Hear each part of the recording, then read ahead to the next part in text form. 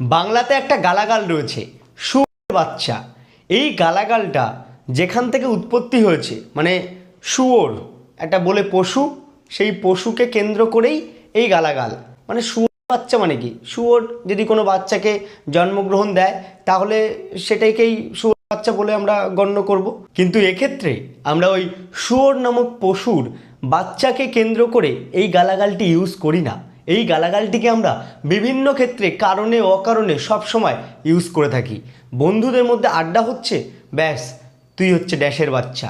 কিন্তু হ্যাঁ, এই যে আমরা ড্যাশের বাচ্চাটা বলছি, এই ড্যাশের বাচ্চাটা কিন্তু তার বাবাকে উল্লেখ করে বলছি না, ওকেই বলছি। এখানে সেও জানে, আমরাও জানি, এটা আড্ডার ছলেও আমরা বলে থাকি। কেউ চুরি করেছে, কেউ দুর্নীতি করেছে, সেই চোরকে, সেই দুর্নীতিবাজকেও আমরা আজকাল ড্যাশের বাচ্চা বলে দিচ্ছি। ধরো আপনাদের রান্নাঘর থেকে বিড়াল মাছ নিয়ে পালাচ্ছে, আমরা তখন তাকে কি বলি? শুয়োরের বাচ্চা, বিড়াল মাছ